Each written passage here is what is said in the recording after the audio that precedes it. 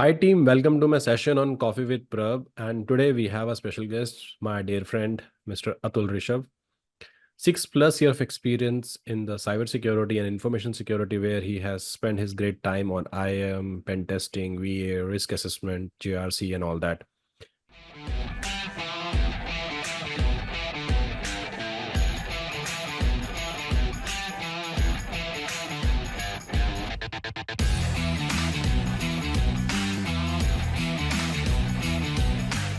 Training, teaching, something is very special, which is Atul has. So he's passionate about teaching and all that. So I thought, let me use this opportunity and invite him in this session. And the best part is basically I request. So we don't have any interaction in the past. So one day what happened, I was looking for the speakers. I just ping and Atul has replied back, and he's in a different time zone. Okay, taking out the time on a weekend, a family member is a big thing. So thanks Atul bhai for coming out and taking out the time That's for all this right. particular session. That's all right. Thank you so much for having me here, and really privileged and honored to be speaking with you on a recorded session and probably it could go live. So yeah, Thanks, Atul bhai. And all right. Atul bhai, before we basically start the session, I always ask one question: How was the Mm-hmm. journey in GRC? How was the journey in cyber? Like how you started? If you can spend 2 minutes, 3 minutes on that area. Yep, sure. That's all right. So probably I'll start off with my educational background. So I'm a bachelor's in electronics and communication, and then I moved on to doing my master's in business administration, focused in oil and gas industry, which is very unique and which I'm not currently working in. Hmm. But I always had this knack of being in technology, being into technology, working on different technological tools and whatnot. And I really wanted to shape my career into any of the technology domain. I was not so focused on cybersecurity, to be Hmm. very frank. I Hmm. really wanted, but however, I really wanted to be into technology domain, right? So when I completed my MBA, I started off with these two startups back in Hyderabad and Pune, respectively. I was working in research domain. And frankly, it was not about the industry, but it was basically me who was not really interested into research. And I really wanted to move out and do something of, make something out of me or myself for that matter, right? So I That's a got great. connected. Yeah. And then I got connected with a very old friend of mine. And so I'd say he's been friends for like 22 years. And at the time he was working with EY. So I asked him, could you please refer me? I'm ready to start from scratch. I'm ready to take a pay cut, but I really want to get into something that's meaningful to me and I can shape my career into, right? That's great. So That's excellent. yeah, That's a great story. Coming that's from electric and today in I GR. know. Kudos. See, I Thank you don't so want to much. discuss another story, but which I got to know today. But that shows the quality and the That's great right. characteristics of a good teacher. But let it That's keep it private. We'll discuss in another session. Yeah, that's right. That's right. Yeah. I probably will polish that story and push it in some other We, session, we, we, maybe. we can also bring the testimonial. Absolutely. I'm happy to. And Yeah. today we are here for what? What is special? So we are here to understand the risk management. Now, Oh, as a everyone, cybersecurity there's a lot of videos other than risk management. What is special in this? So the special part in the risk management is that even if there are numerous materials out there into the market, YouTube, SlideShare, and whatnot, Hmm. everyone knows that what risk management is.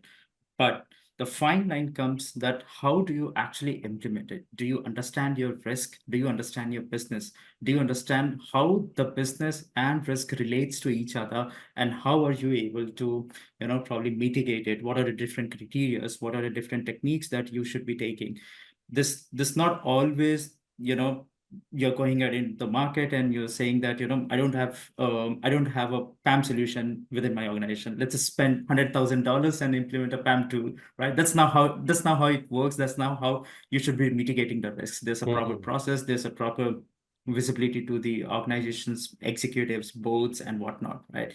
So in today's session, we would be covering that how risk management actually works, not from a theoretical perspective, but from a practical perspective. Having worked with different industries myself into different markets, right? And with different complexities and size of the company, I do. I'll not say that probably I'm entirely expert as on date, but I would say that I've had fair hands-on and understands how a business works and how risk management is an integral part of the business. And cybersecurity is not about coding. I've been preaching this since I have started my career. It's not about coding. It's not about hacking. It's not about the green screen that we all see in the movies. And we get into the organization, just like that. It's not how it works, right? So there's this plethora of things that we need to consider. It's about people, it's about process, it's about Hmm. technology, right? The amalgamation of these three characteristics and the aspect makes the cybersecurity industry as a whole, I'd say. So yeah. So uh, so what I'm understanding from this particular session, it will be more like a hands-on where That's right. quickly drive through risk assessment. So team, please do watch this video till the last, because trust me, before we record the sessions and all that, we did a lot of homeworks. Atul did a lot of homework to make sure we can able to he can able to create a great value to this time and all that.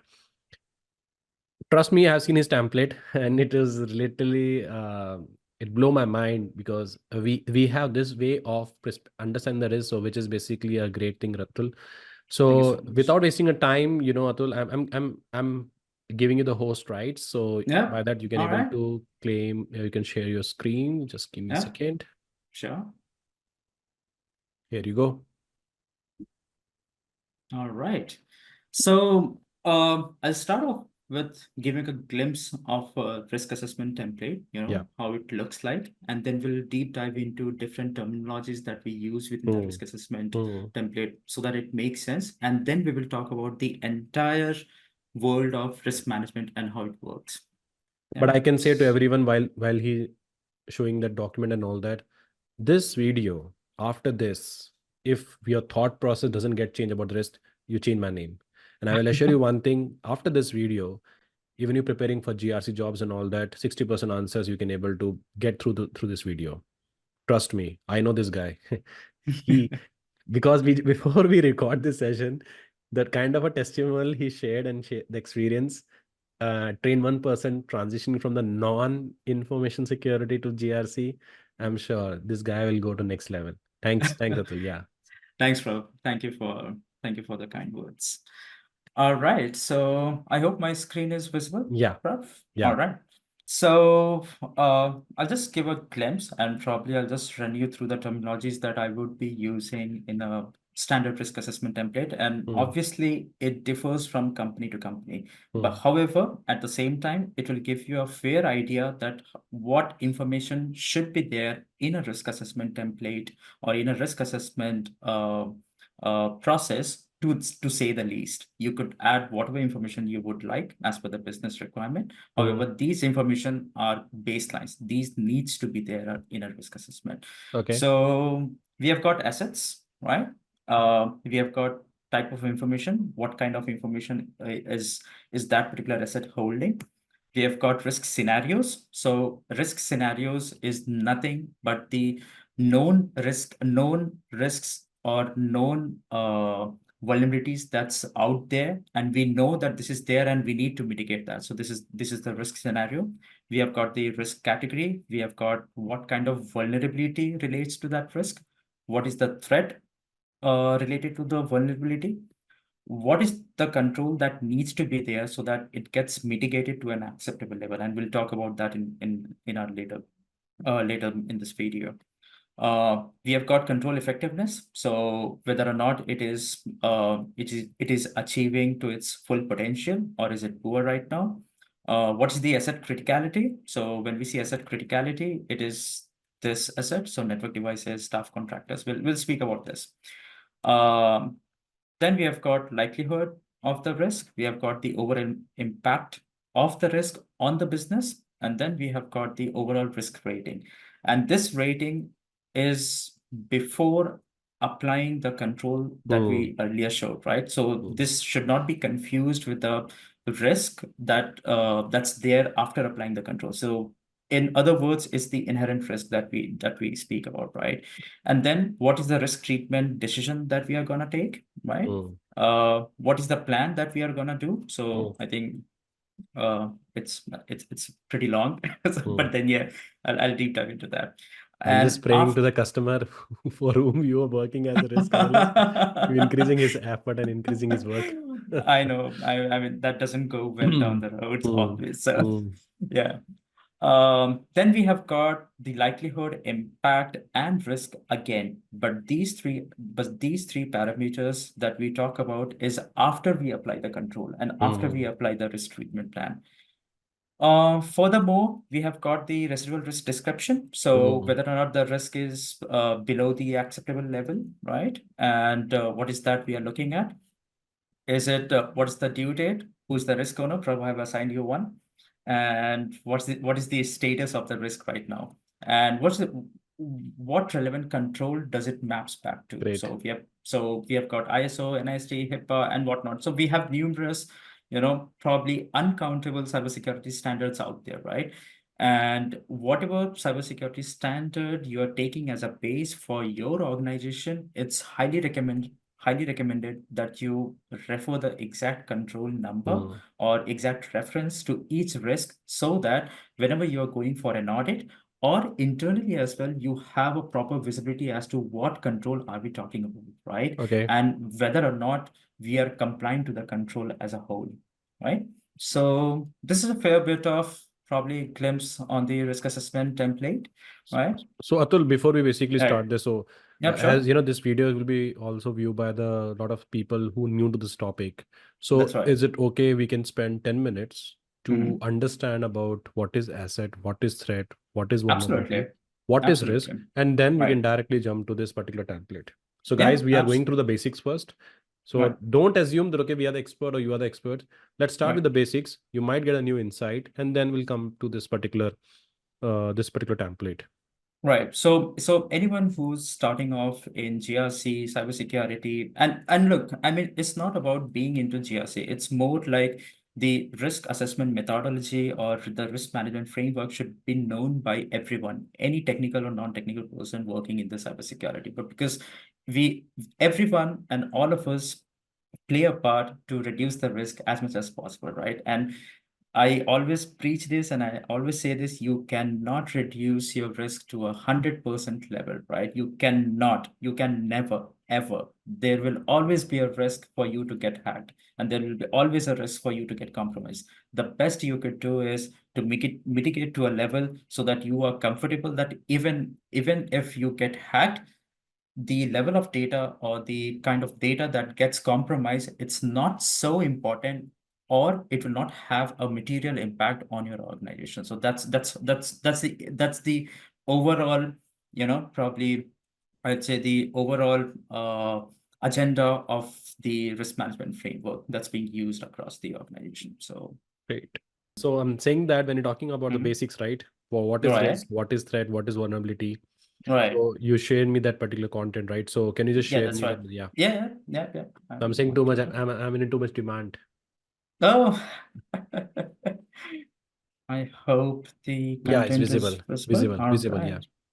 All right. Perfect. So, all right. So let's get started with the definition of risk. So we did speak about, or we did have a glance on the risk, on likelihood, on threats, on the risk treatment plan, on the kind of mitigation strategy that we are going to adopt and whatnot, right?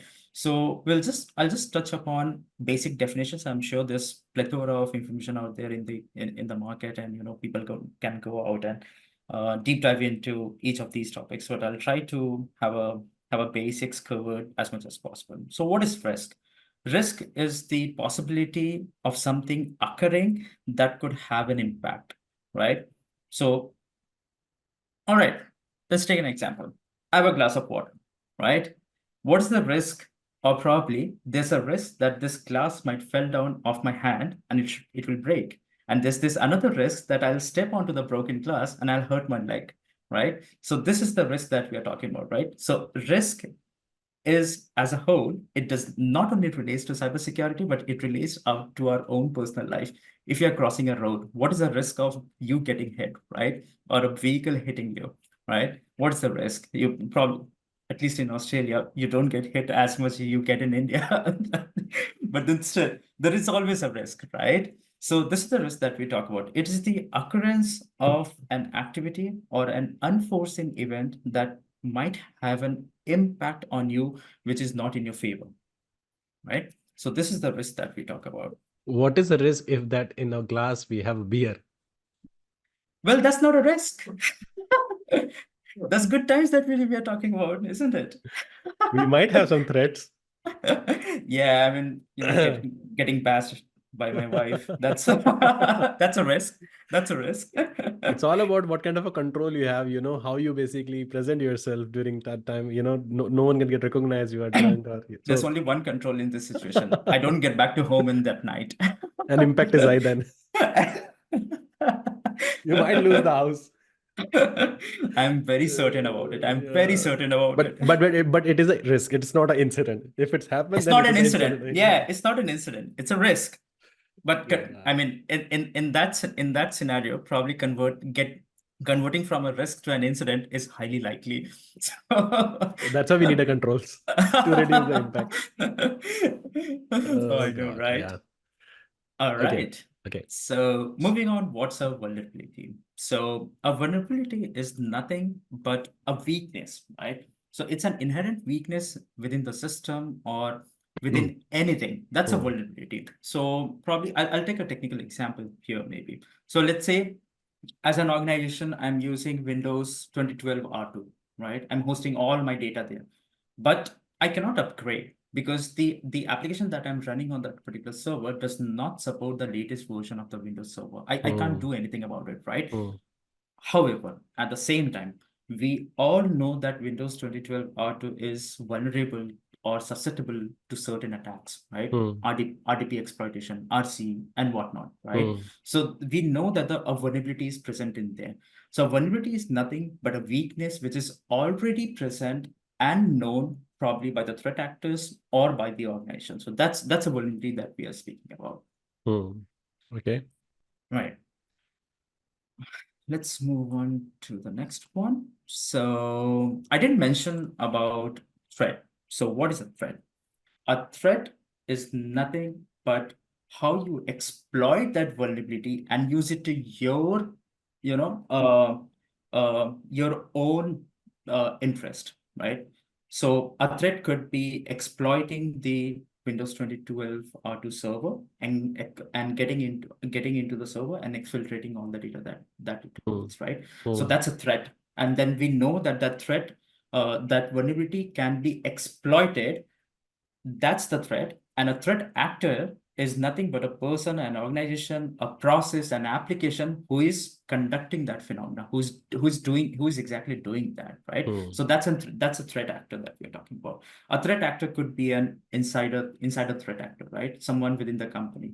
You Hmm. know, घर में सांप पाल रहा जैसा types, right? Hmm. So we have someone in the company who is passing on the information uh, to a malicious actor stating that, Hmm. we have a data center here, these are the servers that we are using and whatnot, right? Could be hackers who are attacking from external perimeter, getting infiltrating into the inside network and Hmm. whatnot, right? It could be an organized crime, right? Hmm. Ransomware gangs, right? They are threat actors. They are exploiting an unknown vulnerability into the system, right? Hmm. So that's a threat that we are talking about. All righty. So let's talk about likelihood. Likelihood is something that, what to what frequency or what is the time. I would say time frame, that's not the right word probably. So this is something that, to what extent this vulnerability can be exploited. So say that a Windows 2012 R2 server, it's highly likely that anyone using it can or are susceptible to the attack by the threat vectors that we spoke about, right? It's highly likely. However, as opposed to someone using Windows 10 or Windows 2019 server or Windows 2016 server, they will have a very less probability or probably less likelihood of them getting attacked because those servers or those machines or those OS are still under Microsoft patching, patching scheme, and Microsoft does releases a lot of patches for them, right? So they're still there. So the likelihood of them getting attacked would be highly low as opposed to a Windows 2012 R2 server, right? So likelihood is nothing but the possibility or a probability of a threat actor or a threat actually exploiting the vulnerability. So yeah, that's that. Okay. Let's move on to the next one. Yeah, this this is something really important to the business. This is what business exactly looks for. What is the impact, right? If my system gets compromised tomorrow, what is the impact that we are looking at? And it is really subjective. So with SMBs that I have worked with in the past, they usually don't go for quantitative method. They usually go for a qualitative method. However, with the big organizations, with the Fortune 500 companies that I have worked with previously, I mean, as a client, so they actually go for a quantitative method. So, for instance, say that I have got 100 laptops, right? 100 laptops being used by critical business users, including board members, including executives, including IT team, including someone who's having a privileged access or a escalated access, right? I've got 100 systems with me, right? Each system costs me $1,000, right? Now, those $1,000 multiplied by 100 laptops becomes my exposure, right? If something goes south, this is the actual asset value that's being compromised, and that's something we are looking at. And we are still not taking the data in account, the data it holds, right? The data could be more valuable than that, right? So say that, all those systems hold some kind of sensitive data, PII data, PSI data, PHI data for that matter, right? They hold some kind of some of the other data with them, right? And one of the reasons why people are going on cloud, one of those reasons why people use VDIs and whatnot, just to make sure that these sensitive data are being isolated somewhere else and not located on your laptop, so that even if your laptop gets compromised, the threat actor doesn't have access to your system, right? Not all the times BitLocker will save you. And that's the thing, that's the reality. So that's the kind of impact that we are looking at. So there are two aspects to it. So the first aspect is the monetary impact, right? And the second aspect is your reputational impact, right? Hmm. If you get hacked tomorrow, right? If your portal gets hacked, I mean, we all heard Okta breach, not once, not twice, but they got breached thrice, right? And what reputation now it holds in the market? They lost a lot of customers. So for Hmm. them, the reputational impact triumphed the financial impact, right? They could always earn back the money that they have lost during the ransomware attack or during whatnot, right? For patching, for operational stuffs and bringing back the systems. So all the operational costs that we are talking about, right? They can always bring back, or probably they can always earn back that money in the next 5 years and 7 years, right? But the reputation that they have lost, I'm not sure how they are It's gonna difficult to recover, recover. right? It's really difficult, right? And it's same cases. I mean, there are numerous cases across the world. So Hmm. it's not only Okta, it's across, I mean, in India, in Australia, in some of the markets that I'm currently working in. If the company is getting breached, it's not the financial impact that they look for. It's the reputational impact that the board or the executives are really concerned of. Because once the reputation is gone, it's really hard to win back the client again for them, right?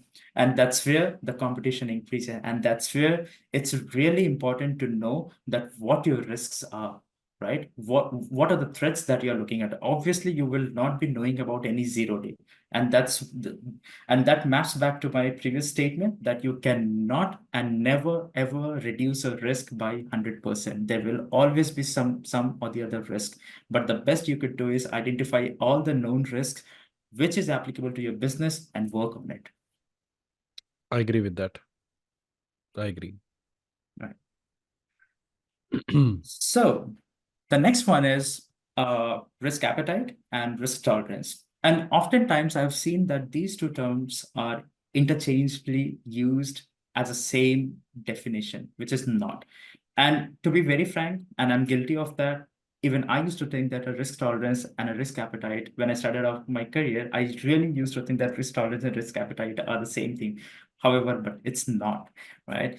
A risk appetite is something that I define that this is the ideal appetite that I'm looking at. I should not be going above that, right? So say that if I say, all right, let's take a glass of water. Yeah. So my risk appetite is that I cannot raise this glass to here, right? If I go anywhere above here, there's a high chance that I'll drop this glass and I lose my balance. So the ideal space, or the ideal height that I'm looking at is this or below this. So this becomes my risk appetite. However, my risk tolerance is something that I take a buffer. I know from, from experience, or you say emotional intelligence, or any word you could probably think of, any similar word that you could think of. I know that even if my risk appetite is this, I'm going to raise my glass by 10% maybe. So this becomes my risk tolerance, and I cannot go beyond this. Right. So I think I have a good illustration. I was showing Prab before we started to record. So I think that will make more sense for us to go through. All right. So here it is. There's this lady who is sipping her coffee, who ordered her coffee, and she addresses the waiter that, she wanted to have a coffee. It should not go beyond 70 degrees, and that's becomes her risk appetite. This is what she's been instructed to do, and it is what she has instructed to the waiter, that should not go beyond 70 degrees. But she knows that life is not perfect, right? It Life does not go as planned. So she says that, all right, I can tolerate I can Exactly. tolerate by 10 degrees, maybe, even if the waiter goes beyond 70, somewhere between 70 to 80, I can tolerate. Hmm. However, if it gets any hotter, I'm gonna smash that coffee. I'm gonna get back my money. I'm not gonna go back to that coffee shop again, right? Lost the So customer. that's exactly. So that's the difference between risk appetite and risk tolerance. Now, Hmm. in cybersecurity, if I have to speak it, if I have to speak it about from cybersecurity perspective, say that for me, for all the for all the servers that I'm looking at, right? My risk appetite is low. I cannot go beyond low. I even cannot afford a medium residual risks to be there. My appetite is low. Now, I need to make sure that whatever risks that we have identified as an organization should have the residual risk as low. If it is medium, it's best that you look for a new job, maybe, right? True. Right. So that's That's an that's the kind outcome. of that's the kind of that's how business works, right? So Hmm. that's the outcome, right? So that becomes my risk appetite. In this case, in real life scenario, the term risk tolerance, I wouldn't say it's non-existence, but at the same time, it's understandable that for me, risk appetite is something that I need to adhere to, right? So I cannot go beyond my defined risk appetite by the management, That's a great insight. right? Thank you. All right. So now that we have understood that what's a threat, what's a vulnerability, what needs to be protected, what's a likelihood, what is an impact. Let's bring everything together and let's see how it makes sense, right? So before I take this example, uh, I would also probably spend a minute on what is a control, right? So it oftentimes people get confused on the definition of control as well. So a control is nothing but a set of instruction, a set of tools, technology, process, people, anything that you have at your disposal, implement to make sure that the risk doesn't occur, or at least if it is occurring, it is below your acceptable level, the risk acceptable level that we have spoken about. So that is a control, right? A compensating control is something wherein if you don't have the capability, or if you don't have the recommended or ideal control in place at the moment, you have a set of different controls which should act as a substitute, which is not ideal, but that will do the work till you actually implement the base control or the recommended control. So that's a compensating control. All right. So let's take this example. It's an interesting one. So it's a real life example probably, and then we'll take one example from cybersecurity, and then we move on to the Excel sheet that I was sharing earlier. All right. So let's pretend that I stay in one of the suburbs in Australia that I do, right?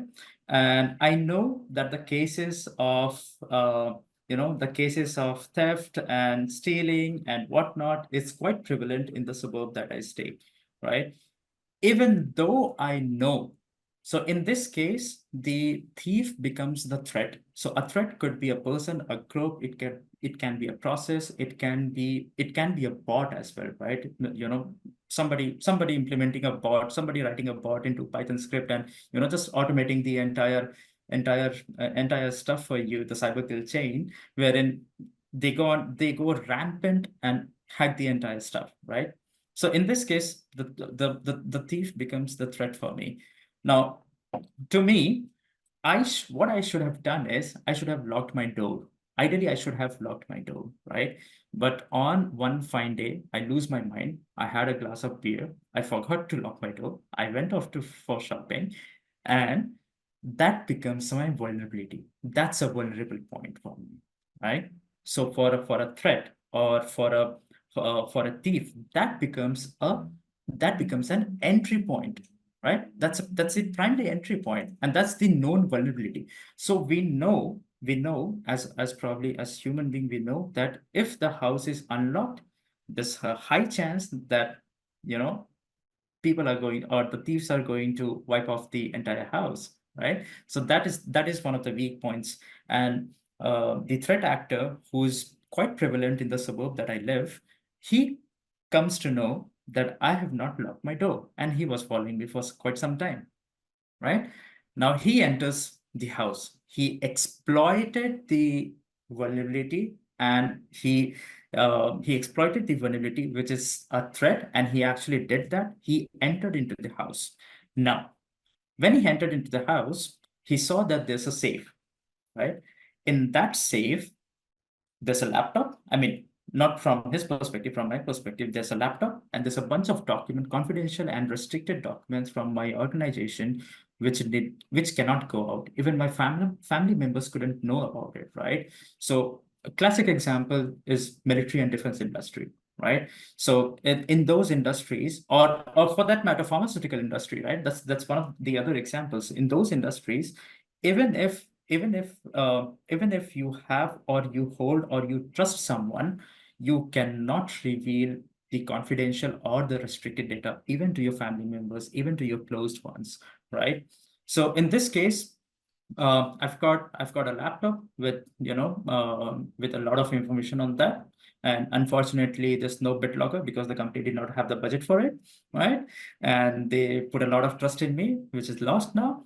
And I've got a bunch of other documents, printed documents, which is quite restricted, which is quite confidential to the firm. And if it is out, the threat actor could easily ask for a ransom or the document data out in the wild, right?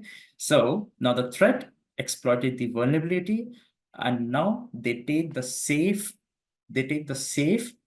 to their house, they break it, they get hands onto the system and the information. What is it? This is the impact that's going to be on the organization. So a threat actor exploiting the vulnerability, and having this incident, the incident definition when we spoke about earlier, I guess. So now there's this incident wherein the threat actor actually has hands-on to the system and the information that becomes a potential impact on the organization and on you personally as well, right? So in general cases, or in general sense, the risk rating is calculated as a potential impact times likelihood. So this is the general understanding. It could differ from company to company, depending on the size, depending on the complexity of the organization. They might also consider the asset value into the picture if they are going for quantitative assessment of the risk. So this is one of the real life example, or probably analogy, that I tried to connect with the definitions that we discussed earlier. That is really great, and it is good to see that you're using a real life analogy, because if you're going by the technical things and all that, not everyone will Yeah, able to understand that. absolutely. Yeah, Absolutely. that's a best thing. Yeah, absolutely. So, having said that, now let's take an example from cybersecurity industry, Mm, right? So, phishing attack. There's always a risk of phishing attack, right? mm, Say that your email servers are not appropriately configured. If you don't have a proper DLP, a proper email filtering or URL filtering mechanism, implemented in the company, there's always a risk that you would be receiving a phishing email to your employees. And if one of the employees fell for it, that's all it takes, right? Could be data breach, could be malware injection, and whatnot, right? So let's understand that what would be the risk rating here, right? So in the worst case scenario, if the company does not have any control of the tools and technologies that they have implemented, and they have not configured it properly, they have not implemented it properly. So let's understand from that perspective, right? In that case, the likelihood of getting a phishing email to your employees becomes almost certain, which is a 5. I would probably have a pointer here. So I hope this is fine. All right. So this is our likelihood, right? So in a scenario, or in a case wherein you don't have anything, you don't, I mean, you have not configured it properly, you don't have anything, right? So in that case, the likelihood is quite high. However, the impact that we are looking at might be 4. I wouldn't give a catastrophic, because it will always depend that who is receiving the phishing email. If it is your admin team, I don't care about it, right? I will probably give the data myself to the hackers, to the threat actors, right? But what if one of your IT team members, what if one of your board members who is holding quite critical and sensitive information receives the phishing link, and they actually click on it, right? So keeping those subjective scenarios and keeping those subjective aspects in mind, I would probably rate it as a 4.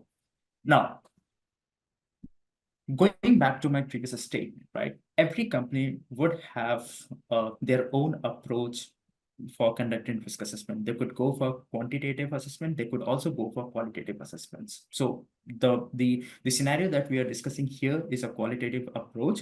It's based on the experience. It's based on the known vulnerabilities. It's based on the known threats to the industry, or to the similar size of the company and complexity that we have seen out there in the market.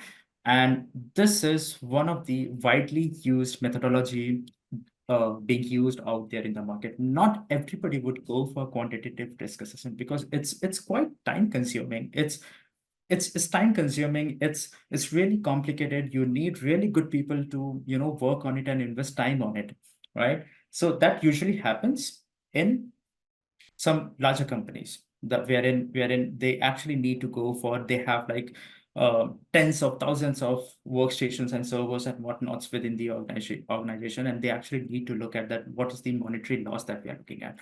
Now, coming back to, or circling back to the example that we were discussing. And and So I and would, sorry to sorry, interrupt here, actually, yeah, sure, sure. Atul. When it comes to the impact parameter and all that, Mhm. I believe that is varies from process to process, organization to Absolutely. organization. Also, might be in that Yeah. company, as you said, catastrophic is there, but in other, we might have a different perspective, right? Exactly, absolutely. Mm. You're right. So say that if I'm a BPO, right? Mm. And I don't hold any data for that matter. I only do processing, right? Payroll processing and whatnot, and that's all I do. I mean, when I say payroll processing, I mean the paperwork, not the actual payroll processing work, right? So Okay. as a BPO, if I'm a back office, for me, phishing attack is not something that I'd probably look for, right? In Mm. this case, it will still be almost certain, but the impact that we are speaking about would be minor for me. Understood. So yes, you're right. So in the idea of risk management, or the idea of the risk assessment, differs from company to company, differs from the company who are actually, working or operating within the same industry. It depends on the complexity of your IT environment. It depends on the kind of data that you hold. You might not hold any data even, right? You might as well, you would be a mediator to two firms, and you're not holding any data. You're just a mediator to them, right? In every case, the impact would differ. However, having said that, the likelihood will still be high. It's just that the impact would be low in every case, right? Okay. So, in a case wherein, if you are actually working or probably operating in a highly regulated industry, or highly sensitive industry, for me the impact would be major. Now mapping it to, so this is called a 5 by 5 matrix, Mm-hmm. right? So we have got likelihood rated from 1 to 5, 1 being the lowest and 5 being the highest. Likewise for impact, 1 being the lowest and 5 being the highest. So this is a 5 by 5 matrix. So I would just point that which matrix does it belong, I mean, which quadrant does it belongs to. So for me, I said that it's almost certain, and it's quite major. So for me, the risk is very critical. Now, when the risk becomes critical to me, I need to prioritize this risk. I need to raise this with the management to make sure that we have all the appropriate controls that we need as a firm in place, right? If we don't have it already. So there could be two scenarios here. The first scenario could be, you don't have the tools at all. You don't have the expertise. You need to hire people. You need to onboard certain tools into your IT environment to make sure that the phishing attacks are mitigated as much as possible, right? Mm. In those cases, you need financial support from the organization, and that's where you do a cost benefit analysis, right? So what you're trying to save, right? What you're trying to safeguard, and what is the cost to save that, right? So say that, you hold $1,000 worth of data, and to save that, there's this another, let's throw another $120, which would cost you to save that $1,000 of data, right? So that makes sense as an organization to me, that let's spend some money and save that data, because that's really critical to me, right? Now, in certain cases, if the mechanism or the money that you are investing to actually safeguard that data surpasses that, it doesn't make sense to me as a firm to actually Agree. save that data, right? So say that if I have $1,000 asset, and to safeguard that, I need to throw another $3,000. Might as well, I Doesn't keep make away the sense. $1,000 data, right? So it doesn't make Exactly. sense to me as a business, right? So now that we have identified the data is, I mean, the risk is really critical, we need to make sure that this gets highlighted with the board, with the management, and make sure that we take all the appropriate controls and all the appropriate measures to reduce that to an acceptable level. For me, as I said, for me, since I'm operating into a highly regulated industry, the the acceptable level for me is low, right? This is what I could go for, right? So probably still, I need the likelihood to be low. So say that I need this quadrant. This is what I'm looking at. So I'm looking at unlikely, right? And I'm looking at minor. So this is the quadrant that I need to drop down to from this quadrant, right? So Okay. this is a real life example, or probably example from a cybersecurity industry or cybersecurity perspective of a risk assessment, right? Great.